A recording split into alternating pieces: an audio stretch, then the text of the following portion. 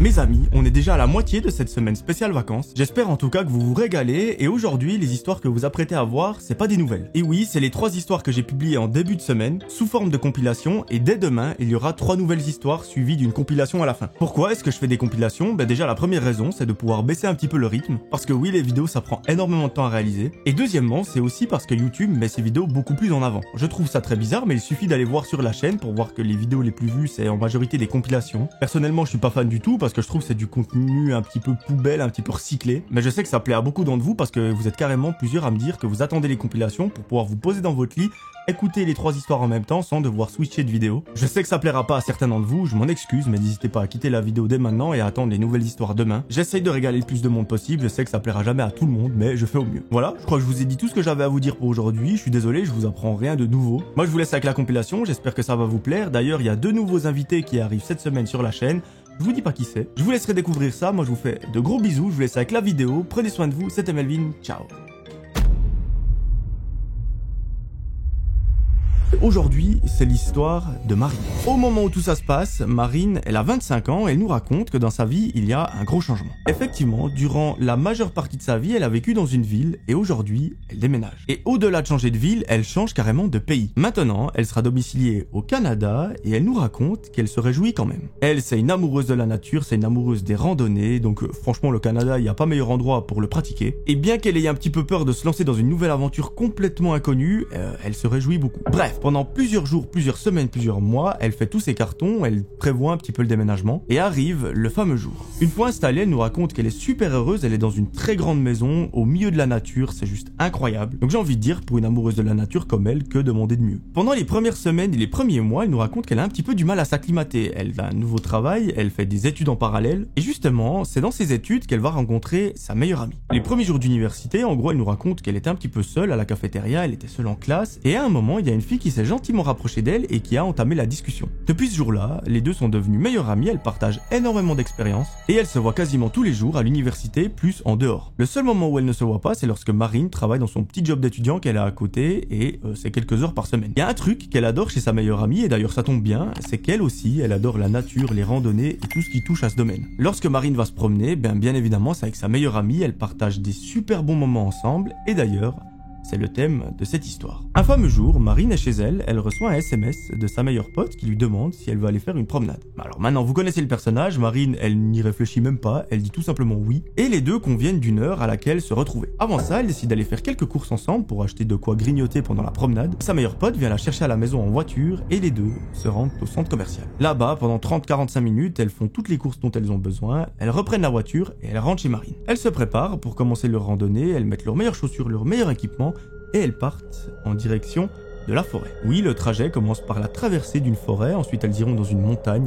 c'est sublime. Mais malheureusement, ça ne dure pas que 45 minutes, on en a à peu près pour 7 à 8 heures. Donc autant vous dire qu'aujourd'hui, elles seront bien occupées. 1 heure passe, 2 heures passent, lorsqu'à un moment, Marine et sa pote traversent la forêt, et au loin, elles aperçoivent une sorte de maison. Alors pour nos deux amis, le lieu est complètement nouveau, la forêt, elles ne l'ont jamais traversée. Elles décident de s'approcher un petit peu de cette maison, parce que c'est vraiment la seule qu'il y a dans les alentours. Elles regardent un petit peu plus près, et elles voient qu'elle a l'air d'être abandonnée. Bon, une maison abandonnée dans la forêt, c'est pas si rare. Elle s'en approche davantage, elle regarde un petit peu à travers les vitres et elle ne voit rien. En appuyant sur la poignée de la porte d'entrée, c'est là qu'elle voit que celle-ci est ouverte. Elles se regardent et elles se disent « Est-ce qu'on entre pour voir ce qu'il y a à l'intérieur ?» Là, Marine dit à sa pote « Écoute, on va entrer, on sait pas si c'est chez quelqu'un ou quoi. » On fait juste 1 ou 2 pas, on regarde à gauche à droite et on ressort. C'est quand même très intrusif, c'est pas chez nous. Et c'est ce qu'elles font. Elles font 1 ou 2 pas, elles regardent à gauche, à droite et elles voient que tout est en ruine. Vraiment, la maison a l'air complètement abandonnée, dedans la nature a l'air de reprendre ses droits. Là, la pote de Marine la regarde et lui dit « J'ai une excellente idée. Est-ce que ça te dirait pas que demain on revienne, on prend nos sacs de couchage et on dort dans cette maison ?» Marine la regarde et lui dit pourquoi pas, c'est une expérience assez particulière, sachant qu'on ne sait toujours pas si quelqu'un habite là-dedans. Probablement que non, mais on n'a pas la certitude. Mais écoute, je suis complètement d'accord avec l'idée, ça me paraît super cool, on peut vraiment vivre une expérience de dingue. En plus de ça, le lieu est un petit peu glauque, c'est pas le lieu le plus rassurant du monde, donc pourquoi pas. Parfait, les deux amies discutent encore un petit peu pendant quelques minutes de ce qu'elles vont faire pendant cette soirée, comment elles vont dormir, ce qu'elles vont prendre à manger. Et l'idée, c'est qu'en gros, elles prennent de quoi faire des grillades, elles feront un petit feu devant la maison et elles dormiront à l'intérieur de celle-ci. Trop bien, demain elles savent ce qu'elles font et maintenant, elles continuent leur trajet. Pendant d'interminables heures, elles continuent continuent de marcher à travers cette forêt. À un moment, elles arrivent au pied de cette fameuse montagne qu'elles doivent gravir. Et là, elles nous racontent que le paysage est juste incroyable. Carrément, pour vous dire, elle considère ça comme le plus bel endroit qu'elle ait visité de toute sa vie. Donc ça vous situe un petit peu le niveau de beauté du paysage. Vers 22h, nos deux amies arrivent enfin à la maison de Marine. Elles ont fini leur promenade, leur randonnée, appelez ça comme vous voulez. Et là, la pote de Marine, elle nous fait une petite confidence. Elle a un petit peu la flemme de rentrer chez elle. C'est tard.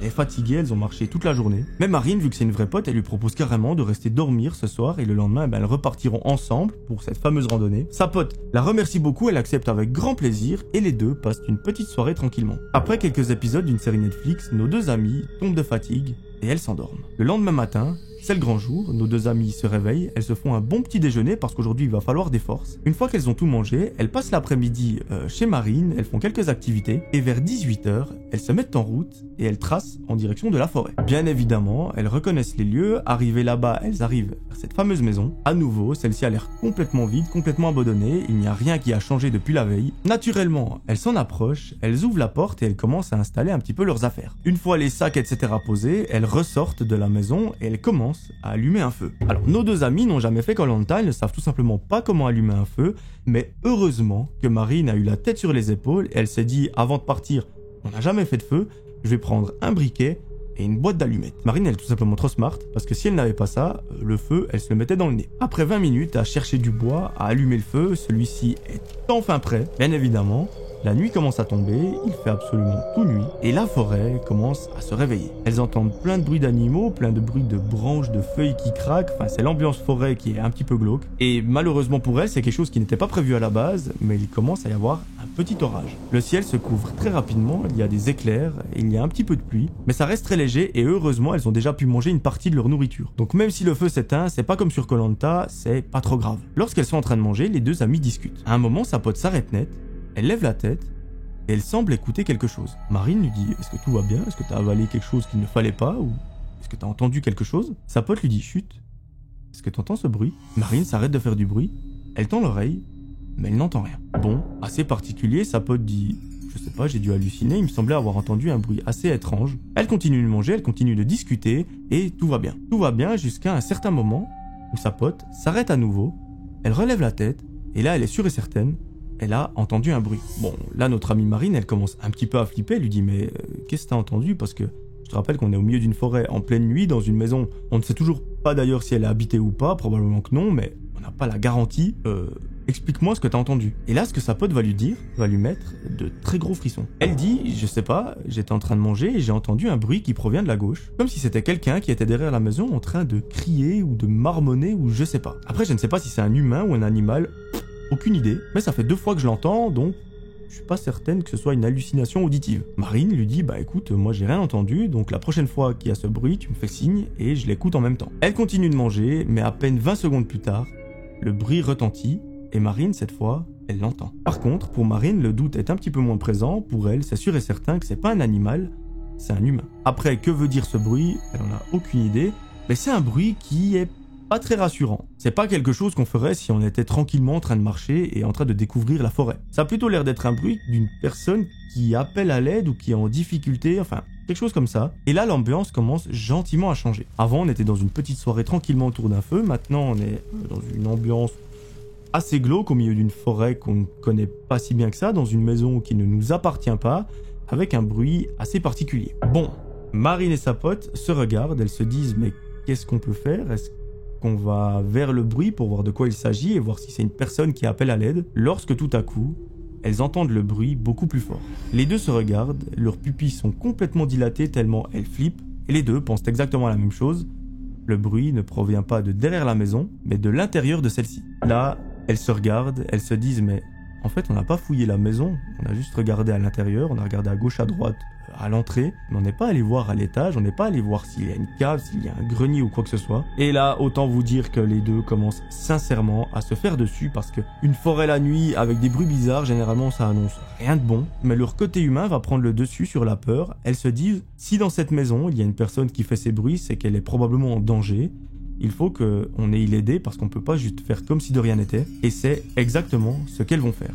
Elles se lèvent, les deux se regardent, elles se disent au moindre truc bizarre, on sort de la maison et on part en courant. Si on voit quelque chose de trop glauque, pareil, on ne touche pas, on ne fait rien, on va juste voir si on peut aider quelqu'un. C'est ce qu'elles font, elles se lèvent, elles vont vers la porte d'entrée et elles l'ouvrent très discrètement. Une fois le pas de la porte franchi, à nouveau, elles entendent un bruit qui cette fois-ci leur met la chair de poule. C'est une personne qui semble marmonner ou faire des bruits bizarres. Et le premier truc qu'elles s'imaginent, c'est une personne qui est en train d'agoniser. Il y a plus rassurant comme nouvelle, elles continuent leur exploration de la maison jusqu'à un moment où elles arrivent à une sorte de cage d'escalier qui descend dans un sous-sol. Là, Marine regarde sa pote, elle lui fait comprendre par le regard qu'il y a probablement quelqu'un en bas, et la confirmation va très vite arriver lorsqu'elles entendent à nouveau un bruit, et cette fois-ci le doute n'est plus permis, il provient du sous-sol.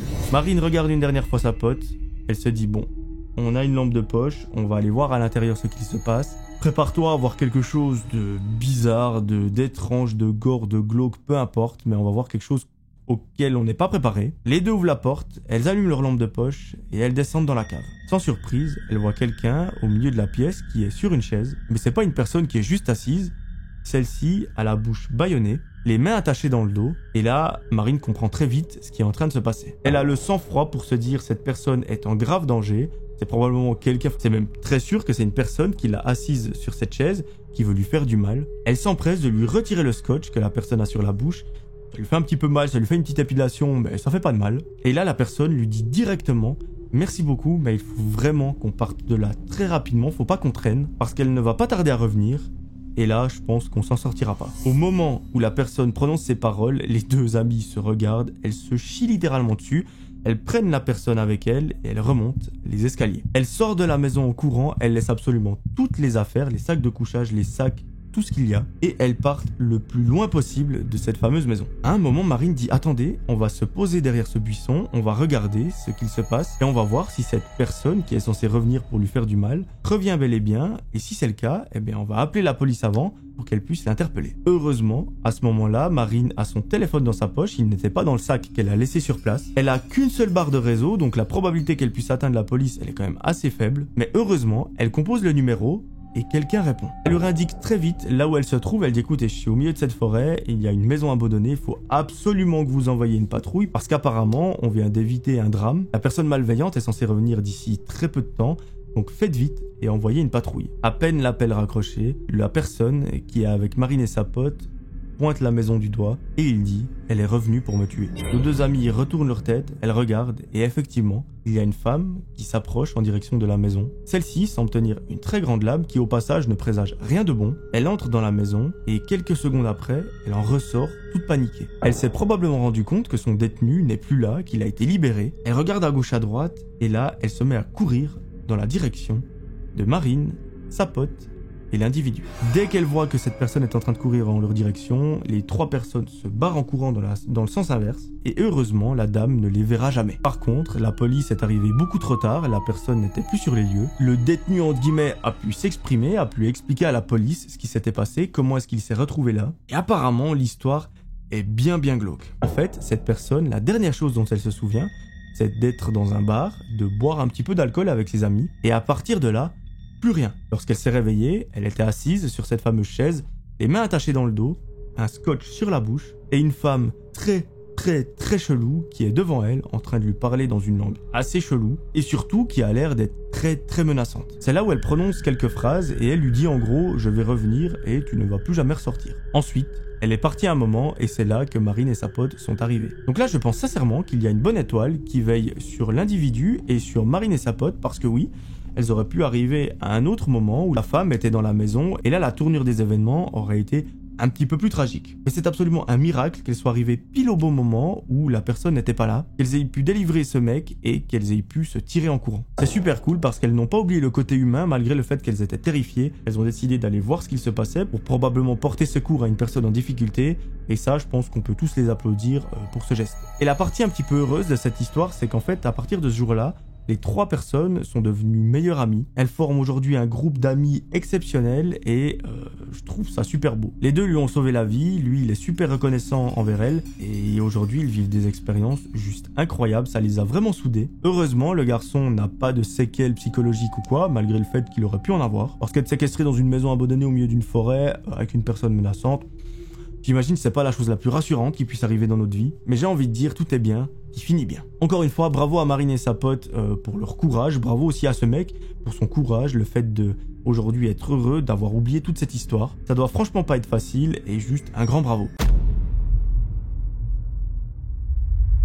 Je vous propose de vous raconter l'histoire de Laura. Dans sa vie, Laura, elle est super heureuse. Elle a un job, elle a son appartement, elle partage sa vie avec quelqu'un qu'elle aime du fond du cœur. Et franchement, elle a vraiment une vie super, apaisée, elle est vraiment très heureuse au quotidien. Et rien que pour ça, j'ai envie de dire, c'est juste trop cool. Mais vous allez voir, son quotidien va être un petit peu chamboulé au fur et à mesure que le temps passe. Laura, ça fait plusieurs années qu'elle travaille dans la même entreprise et elle nous raconte qu'elle s'y plaît de ouf. Ses collègues sont super sympas, les locaux sont hyper propres et le taf est super intéressant. Donc j'ai envie de dire les 3 critères principaux d'un bon job sont réunis. Un fameux jour, Laura se rend au travail, elle nous explique un petit peu comment elle procède. En gros, ses journées à elle sont millimétrées. Le matin, c'est debout à 6h. À 6h15, le temps qu'elle émerge un petit peu du sommeil, etc., elle se fait son petit déjeuner, elle le mange et à 6h30, elle prend le bus. L'arrêt se situe à peine à quelques dizaines de mètres de chez elle. Une fois dans le bus, c'est 25 minutes qui la séparent de chez elle à son lieu de travail et l'arrêt de destination se trouve pile en face des locaux, donc elle n'a même pas à marcher. Bon, mais ça c'est plutôt pratique, ça lui permet de se déplacer du travail à la maison très facilement. Elle doit pas se taper 2h30 de train, 2h30 de tram ou j'en sais rien quoi. Et justement, ce fameux jour,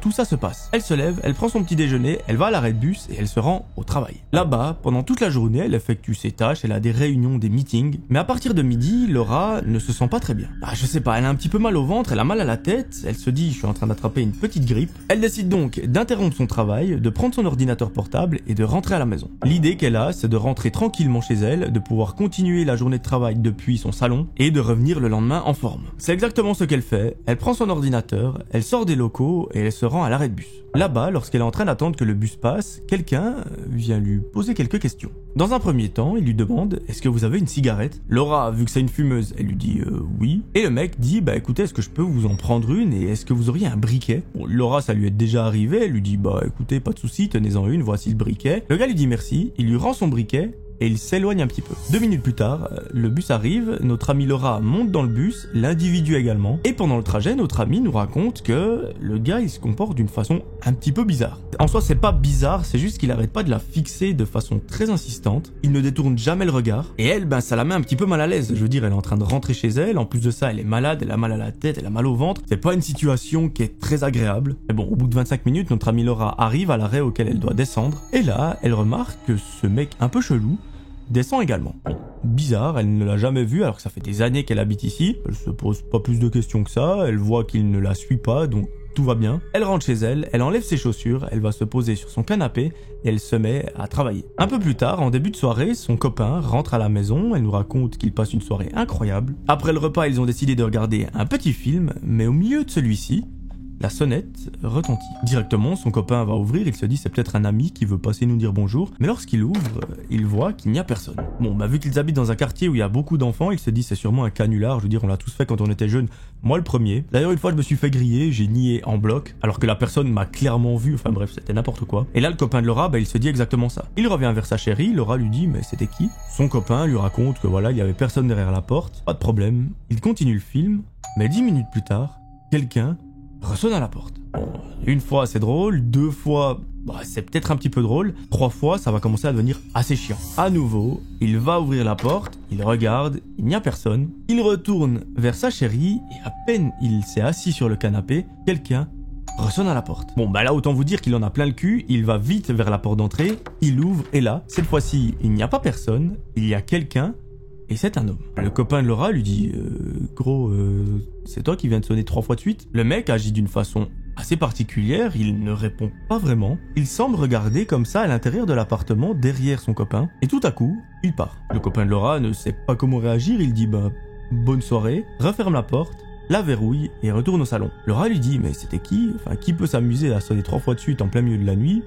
Aucune idée. Et là, son copain lui dit écoute, c'était un mec un petit peu bizarre, un petit peu chelou, il parlait pas vraiment, il faisait juste des bruits. Et un truc qui était particulièrement glauque, c'est qu'il semblait regarder derrière moi comme s'il cherchait quelque chose du regard. Au moment où il dit ça, Laura, elle a une sorte d'illumination dans sa tête, elle lui dit mais il ressemblait à quoi ce mec? Là, son copain commence à lui décrire l'individu, il lui dit écoute, il avait une veste un petit peu jaune-verte, un jeans très foncé, des baskets blanches, et au moment où il prononce ces phrases, Laura, elle commence un petit peu à bader. Elle lui dit mais attends, redit la couleur de sa veste. Son copain lui dit, elle était, il me semble, jaune-verte. C'était un vert un petit peu bizarre. Et là, Laura, elle ouvre grand les yeux et elle lui dit, mais c'est le mec à qui j'ai donné une cigarette en sortant du travail, et c'est le même mec qui était dans le bus qui me fixait droit dans les yeux, enfin c'était hyper bizarre, et qui insistait, comment est-ce qu'il sait que j'habite là? Son copain lui dit, j'en ai absolument aucune idée, je sais pas qui est ce mec, je le connais pas, j'ai jamais vu de ma vie. Et Laura lui dit, c'est ça le problème, c'est que je ne l'ai jamais vu ici dans le quartier, sachant que ça fait des années qu'on habite ici, donc je ne sais pas d'où il sort. Bref, les deux amoureux continuent le film, malgré le fait que, voilà, cette situation les a un petit peu perturbés. À la fin de celui-ci, ils éteignent la télévision, ils vont dans la chambre et finissent par s'endormir. Le lendemain matin, notre amie Laura, elle nous raconte qu'elle se sent beaucoup mieux, elle se sent prête à retourner au travail. Elle se lève à la même heure que tous les autres jours, elle se fait son petit déjeuner, elle sort de l'immeuble et elle va prendre le bus. Arrivée à l'arrêt, elle panique parce qu'elle voit qu'il y a un homme qui est assis sur le banc, il la fixe en train d'arriver, et cet homme, c'est le même que toutes les fois précédentes. Là, pour Laura, ça commence à devenir assez bizarre. Elle lui pose la question, excusez-moi, est-ce que c'est vous qui êtes venu hier soir sonner chez moi? Et à sa plus grande surprise, le mec nie en bloc. Il dit non, pas du tout, moi j'étais chez moi tranquillement en train de regarder la télévision avec ma chérie. Je ne sais même pas où vous habitez, donc non, ce n'était pas moi. Laura, elle se sent super mal à l'aise, elle lui dit oh excusez-moi, je voulais vraiment pas vous déranger, je me suis sûrement trompé de personne. Encore désolé, je vous souhaite une très bonne journée et à bientôt peut-être. Et au moment où elle dit ce mot, le gars la regarde et il lui dit oui, à bientôt. Là, Laura, ça la refroidit immédiatement parce que elle sent qu'il y a un truc bizarre, mais elle prête pas plus attention à ce détail, elle s'éloigne un petit peu, elle attend le bus et une fois que celui-ci arrive, elle monte dedans. Elle arrive tranquillement à destination, là-bas, elle fait toutes ses tâches pendant toute la journée et à 18h, elle rentre chez elle. Une fois qu'elle arrive dans son immeuble, elle monte les escaliers, elle arrive à sa porte d'entrée, elle l'ouvre et dans l'appartement, il y a déjà son copain. Aujourd'hui, il a fini un petit peu plus tôt, tant mieux, les deux vont pouvoir passer une excellente soirée. Ils se posent devant la télévision, ils se font un bon repas et à la fin de la soirée, ils vont au lit. Au milieu de la nuit, Laura se réveille parce qu'elle entend des bruits qui proviennent du couloir, donc à l'extérieur de l'appartement. Elle enfile ses petites pantoufles, elle sort de sa chambre et elle va voir à travers l'œillet. Alors autant vous dire qu'elle voit que dalle, il n'y a personne. Elle retourne dans son lit et se rendort très vite. Le lendemain, c'est une nouvelle journée qui commence pour Laura. Elle se lève, elle va au travail, mais aujourd'hui, c'est un petit peu différent que les autres jours. Effectivement, elle sait qu'à son travail, ils sont en train de travailler sur un projet très spécifique et très urgent. Du coup, elle va rentrer beaucoup plus tard que les autres jours. Après une journée interminable, à 22h, Laura peut enfin quitter son lieu de travail. Elle se rend à l'arrêt de bus et en attendant celui-ci, elle est sur son téléphone. Là, elle voit que son copain lui a laissé un message comme quoi il sortirait ce soir avec des potes pour profiter un petit peu de sa soirée. Il ne serait pas là très tôt, donc il faut pas qu'elle l'attende pour aller se coucher. Pas de souci, 2 minutes plus tard, le bus arrive. Elle monte à l'intérieur, elle est complètement seule dans celui-ci. Une fois dans son immeuble, elle monte chez elle, elle arrive en face de sa porte d'entrée, elle prend ses clés, elle déverrouille la porte, mais elle se rend très vite compte qu'en fait il n'y a pas besoin, car la porte n'est pas verrouillée. C'est sûrement son copain qui a oublié de la fermer lorsqu'il est parti, y a pas de problème, ça lui arrive très souvent. Elle entre chez elle, elle pose ses affaires, elle enlève ses chaussures, elle va se poser sur son canapé, elle allume sa télévision et elle se met une petite série Netflix. Pour être dans l'ambiance, elle éteint toutes les lumières de l'appartement, mais au bout de 20 minutes, elle entend un bruit assez chelou. Et oui, elle commence immédiatement à flipper parce qu'elle a entendu une personne éternuer. Et c'est pas comme si ce bruit provenait de la rue d'en face.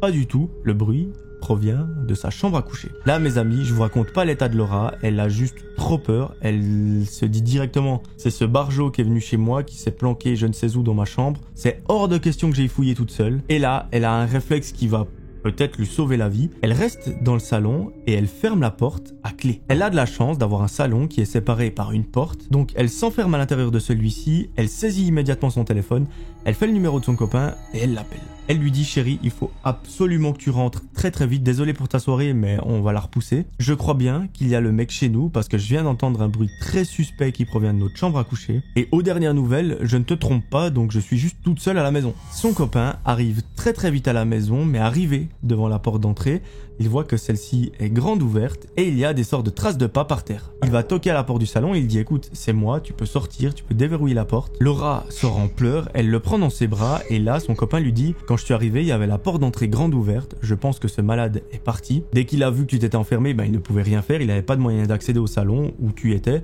donc il est juste parti quoi. Laura, elle pleure toutes les larmes de son corps, ils appellent quand même la police pour qu'ils viennent relever des empreintes ou voir ce qu'ils peuvent faire. Et à partir de cette nuit-là, c'est impossible pour Laura et son copain de rester vivre dans ce bâtiment. Parce que heureusement que Laura a eu le bon réflexe de s'enfermer dans le salon parce que on ne sait pas quelles étaient les intentions de ce mec. Et je peux vous garantir que c'était bel et bien ce mec bizarre qui était dans leur chambre à coucher parce qu'il a tout avoué aux enquêteurs. Et oui, Laura, lorsque la police était là, elle a donné une description très précise de l'individu. Les policiers ont pu mettre la main sur lui, ils lui ont posé quelques questions, et là, le mec a tout avoué. Alors, les intentions, par contre, on ne les connaît pas. L'idée que les enquêteurs ont, c'est que c'est une personne qui souffre d'une maladie qui fait qu'on a deux personnalités, et qu'en fait, lui-même ne se souvient pas qu'il est allé dans la chambre de Laura ce soir-là. Il y a une personnalité qui est très gentille, complètement normale, et l'autre qui est un petit peu plus instable, un petit peu plus bizarre, et surtout, j'ai envie de dire, imprévisible. C'est d'ailleurs un diagnostic qui a été posé par un professionnel de la santé, et suite à cela, cette personne a été prise en charge dans une clinique spécialisée. Malgré tout, Laura et son copain ont décidé de déménager parce que pour eux, c'était juste impensable de rester là, et je pense sincèrement qu'ils ont bien fait. En tout cas, Laura, elle garde beaucoup de séquelles aujourd'hui de cette histoire parce que ça l'a beaucoup traumatisée. Heureusement qu'elle a eu l'idée de s'enfermer dans le salon parce que on ne sait pas ce qui lui serait arrivé. Surtout, est-ce que l'individu qui était dans sa chambre était lui-même à ce moment-là? On ne sait pas. On ne connaît toujours pas le motif, donc ça aurait pu bien mal tourner. J'espère que mon histoire vous a plu. Maintenant, je vous propose de laisser la parole à Léo qui va vous raconter une histoire. Et comme j'ai dit en début de vidéo, restez jusqu'à la dernière seconde pour voir un petit peu ce qu'il a à vous expliquer. Je vous spoil pas. Merci Léo d'être présent sur cette vidéo, ça me fait super plaisir. Et je te laisse raconter ton histoire. Merci beaucoup à toi Melvin de m'avoir invité sur ta chaîne YouTube, ça me fait super plaisir. Aujourd'hui, comme vous l'aurez peut-être compris et comme Melvin vous l'aura peut-être sûrement expliqué, ou pas du tout, sûrement d'ailleurs, je vais vous raconter une histoire qui est arrivée à une personne de ma famille qui est assez flippante, assez horrible. Vraiment, dites-vous que vous allez penser que c'est fake. Alors que pas du tout. L'histoire est bien réelle de A à Z et j'espère que vous l'apprécierez. Et on commence maintenant. La personne dont je vais raconter l'histoire aujourd'hui, c'est Hector. Hector, c'est un jeune garçon. Il a, au moment des faits, quand l'histoire se passe, 18 ans. Et il faut savoir qu'il fait des études en communication visuelle. En gros, il fait des affiches, des pubs sur ordinateur, principalement. Ce jeune garçon, à cette époque-là de sa vie, il faut savoir qu'il a une bande de potes, constituée de 2 garçons, Isaac et Nathan. Même si Hector réalise pas mal d'affiches et est vraiment passionné par ce qu'il fait dans ses études, ce n'est pas pour autant qu'il va se fermer à tout. Bien au contraire, il va adorer jouer au foot après les cours. Et un jour, ils vont décider, du coup, la bande de potes et Hector, de faire du foot. Ça va super bien se passer. Ils vont du coup prendre un ballon, voilà, aller jouer avec d'ailleurs d'autres personnes qui étaient présentes sur le terrain. Ça va être trop cool. Ils vont passer une trop bonne après-midi. La joie va être présente sur le terrain, mais pas très longtemps. Et vous allez comprendre pourquoi. Après avoir joué au foot, tout le monde va rentrer chez soi, mais Hector, il va rester avec ses 2 potes, Isaac et Nathan, afin de rentrer en fait en même temps qu'eux. Il faut savoir qu'ils prenaient en fait le même chemin pour rentrer chez eux. Et justement, l'incident assez glauque qui va se passer, eh bien c'est passé sur le chemin du retour. Je ne spoil pas plus, c'est fou. Ça va paraître, vous allez voir, complètement faux, mais bref. Le groupe de potes, pour qu'ils rentrent chez eux, ils vont devoir passer par un petit sentier. Un sentier où, je précise, il n'y avait pratiquement personne, aucun individu, mis à part eux. Ils vont en venir du coup à passer par ce chemin-là, et là, ils vont voir qu'en face d'eux, il y a une personne qui aussi prend ce chemin, mais à l'inverse. En gros, le gars arrive en face d'eux. Bon, là ils vont se dire, c'est bizarre, parce que y a personne de base qui prend ce chemin-là, mais bon, pourquoi pas. À vrai dire, c'est pas les seuls non plus à prendre ce chemin-là. Donc voilà, ils voient ce gars devant eux, mais ils vont rien dire. Le gars va sembler marcher normalement, quoi, rien d'anormal. Il va même finir par passer à côté d'eux. Et là, Isaac, il va regarder Hector, totalement paniqué. Alors là, Hector, du coup, il va lui dire, mais mec, t'as vu quoi? On dirait que t'as vu un monstre, quoi. C'est un peu le cas. Isaac, il va dire à Hector qu'il vient de voir le gars sortir son et l'agiter devant lui. Alors Hector, il va penser que c'est une blague et tout, il va même trouver ça ridicule, il va donc se retourner et voir si le gars, eh bien, les observe ou même, voilà, si le gars réagit. Du coup, Hector, il va appeler le gars, il va lui dire, mec, t'es sérieux, c'est vrai ce qu'il vient de dire là? Le gars, il ne va pas du tout répondre, il va juste sourire et faire un signe de la main pour leur dire en gros, venez avec moi. Isaac n'a pas halluciné.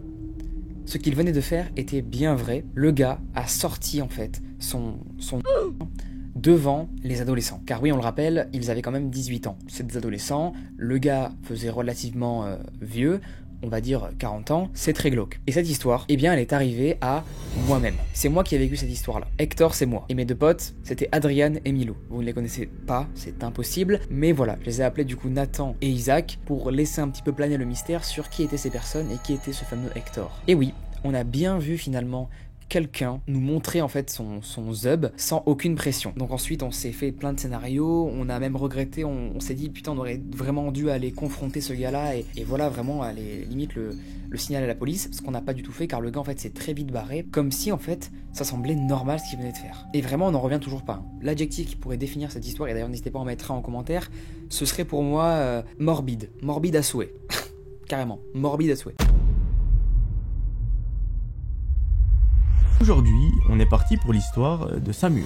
À ce moment-là de sa vie, Samuel va connaître un très grand changement. Et oui, il habite encore avec ses parents malgré le fait qu'il ait déjà dépassé la trentaine. Mais c'est pas ça le changement dans sa vie, c'est le fait qu'il doit se rendre dans un autre pays pour pouvoir prendre soin de sa grand-maman qui est très malade. Il en a toujours été très proche, vraiment c'est un peu comme sa deuxième mère. Et il a convenu avec ses parents que c'est lui qui allait aller en prendre soin parce qu'elle est gentiment en fin de vie et il faut que quelqu'un l'accompagne. Samuel, lui en même temps, ça lui fait trop plaisir, c'est un peu un honneur pour lui de pouvoir s'occuper de sa grand-maman qui est en fin de vie parce qu'il l'aime vraiment de tout son cœur et pour elle il ferait absolument tout. Et en réalité ce tout il va à peu près le faire parce que oui il va déménager dans un autre pays pour pouvoir habiter avec elle pendant un petit moment. L'histoire commence donc le jour J, le jour où Samuel prend l'avion pour aller rejoindre sa grand-maman. Une fois arrivé dans le pays de destination, il nous raconte qu'il prend un taxi, il en a pour 1 heure de route et après un long trajet il arrive enfin dans le domicile de sa grand-mère. Là-bas il la retrouve, les deux se font un très gros câlin parce que ça fait très longtemps qu'ils ne se sont plus vus. Elle est toute seule dans sa maison depuis très longtemps et franchement voir quelqu'un de sa famille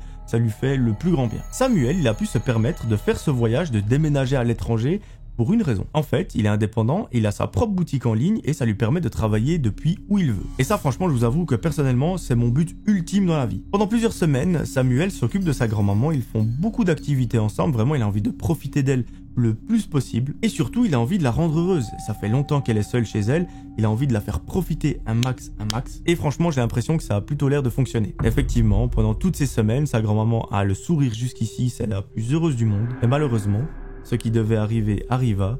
Un matin, lorsque Samuel se réveille, il va voir sa grand-maman dans son lit et il constate très vite que malheureusement celle-ci s'en est allée durant la nuit. Là, Samuel il nous raconte que dans sa tête il y a eu vraiment une sorte de bouleversement. Il s'attendait pas à ce qu'elle parte autant rapidement et surtout aussi subitement. Il a un peu la sensation de ne pas avoir pu lui dire au revoir. Vraiment, il se dit mais je n'ai pas pu avoir une dernière conversation avec elle, lui dire mes derniers mots, ce que je pensais, à quel point je l'aime. Et ça, il nous explique que ça lui a pris énormément de temps à pouvoir l'accepter. À partir de ce jour-là, Samuel, il est un petit peu perdu, il est complètement dépaysé. Sa grand-maman n'est plus là, c'est la raison pour laquelle il a déménagé ici.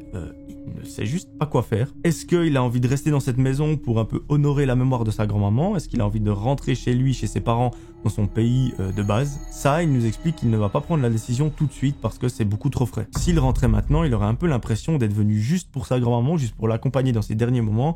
Et il a pas trop envie de ressentir ça. Les premiers jours seuls dans la maison sont atroces. Vraiment, il nous raconte qu'il est tellement dans un état bizarre, un peu second. Il a même l'impression que sa grand-maman se manifeste à quelques endroits de la maison. Ça peut être des objets qui tombent, des objets qui font du bruit, des portes qui claquent ou des choses comme ça. Il nous avouera par la suite qu'il ne sait pas s'il était parano, s'il était juste complètement perdu ou si c'était vraiment des phénomènes paranormaux. D'ailleurs, dites-moi vous dans les commentaires si vous y croyez à tout ça. Donc les premiers jours étaient franchement pas faciles. Au bout de 3 semaines, Samuel a eu le courage d'aller dans le cimetière pour pouvoir aller sur la tombe de sa grand-mère, un peu se recueillir. Et il nous explique que ça a été l'une des meilleures décisions de sa vie parce que ça lui a fait un bien absolument génial. Il avait en fait la sensation qu'elle était juste à côté d'elle, bon.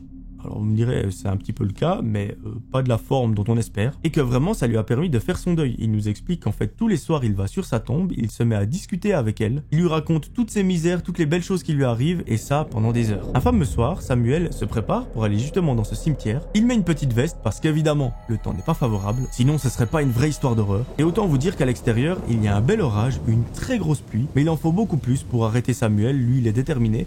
Ce soir, il va aller rendre visite à sa grand-mère dans le cimetière. Au bout d'une quinzaine de minutes de marche, il arrive enfin au port de celui-ci, il s'engage dans les allées et il rejoint la tombe de sa grand-mère. Il nous donne une petite anecdote dans ce cimetière, c'est qu'en plusieurs semaines, il n'a jamais croisé quelqu'un. Il est toujours tout seul, vraiment, il n'y a absolument personne qui va dans ce cimetière. Il se demande pourquoi, parce qu'en fait il y a beaucoup de tombes, donc logiquement il y a beaucoup de gens qui ont perdu un proche. Après peut-être que les gens s'en foutent, mais normalement pas. Donc ça l'a toujours un petit peu intrigué et interpellé, mais il ne s'est pas posé plus de questions que ça. Et avec du recul, il aurait peut-être dû. Pendant presque 2 heures, Samuel est sur la tombe de sa grand-maman et il lui explique tout ce qui lui arrive dans sa vie. À un moment, il lâche même quelques larmes lorsqu'il évoque à quel point elle lui manque. Mais à ce moment-là, Samuel entend un bruit qui provient de l'entrée du cimetière. Et ce bruit, il n'est pas inconnu, il sait très bien de quoi il s'agit.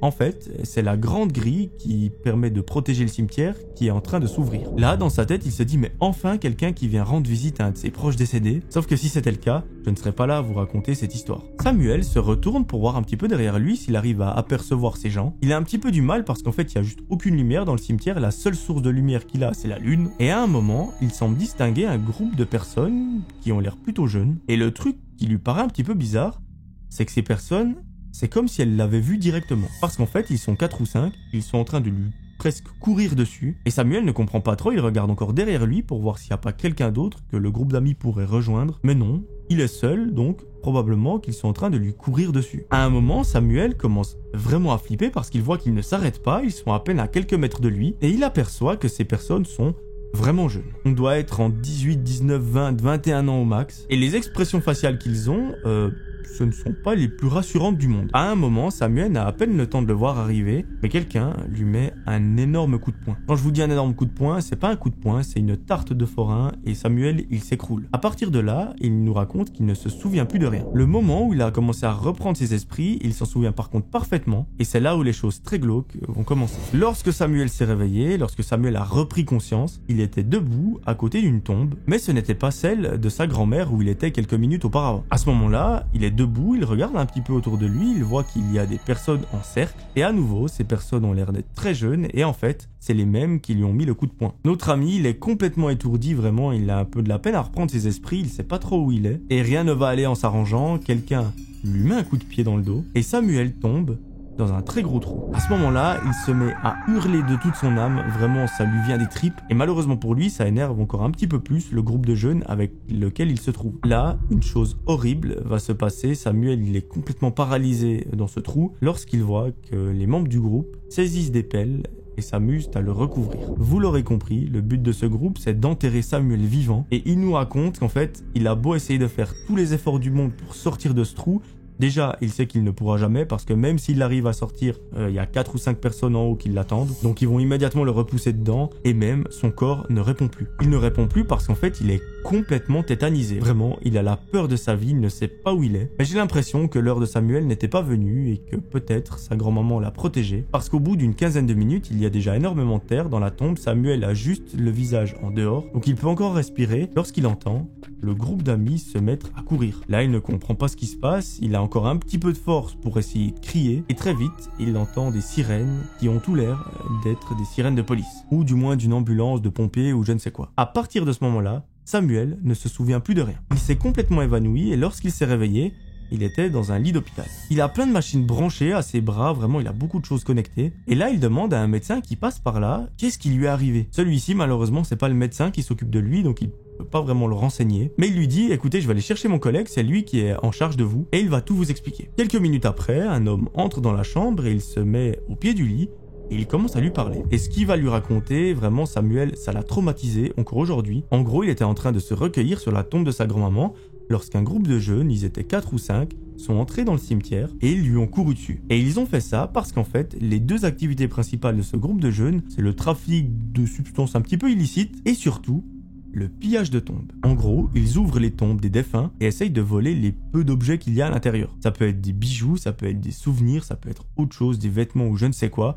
Et généralement, ils n'en tirent pas grand-chose. Et en fait, ils lui ont couru dessus parce qu'ils pensaient que Samuel était un espion ou une personne qui allait les dénoncer, comme s'il les avait pris en flagrant délit. Et là, ils ont pas paniqué, mais ils se sont dit, mais en fait, on peut pas le laisser partir vivant, parce que sinon il va nous balancer. Donc ils ont eu l'idée de l'enterrer vivant, mais malheureusement pour eux, et heureusement pour Samuel, ça n'a pas marché. Mais ce n'est pas la bonne étoile de sa grand-maman qui l'a sauvé, c'est en réalité un des voisins. Et oui, parce qu'autour du cimetière, il y a des petites maisons individuelles, et en fait, lorsque Samuel a crié de toute son âme, un des voisins était sur sa terrasse, il a entendu et à la gueule du cri, il a très bien compris que quelque chose de grave était en train de se passer dans le cimetière. Ni une ni deux, il a décidé de prendre son téléphone, appeler la police et ceux-ci ont fait très vite. Après une petite chasse à l'homme, les policiers ont réussi à mettre la main sur 3 des membres du groupe et autant vous dire qu'ils ont passé un sale quart d'heure au commissariat. C'est quelques jours plus tard seulement que Samuel a pu sortir de l'hôpital, heureusement il n'a pas eu de blessures plus graves. Par contre, le trauma psychologique, lui, il est bel et bien présent. Encore aujourd'hui, cette histoire s'est passée il y a plusieurs années, mais Samuel suit des séances de thérapie chaque semaine. Mais ce qui est bien dans cette histoire, c'est que les individus ont été arrêtés, jugés. Donc autant vous dire qu'ils ont pris une sacrée peine, malheureusement ils auraient dû prendre prison à vie. C'est peut-être un petit peu extrême, mais je suis désolé, quand vous faites ce genre de choses, c'est tout ce que vous méritez. Surtout quand on voit les séquelles que ça peut laisser chez un humain qui était juste là pour se recueillir sur la tombe de sa grand-mère. Donc il traversait déjà une sacrée période de merde et eux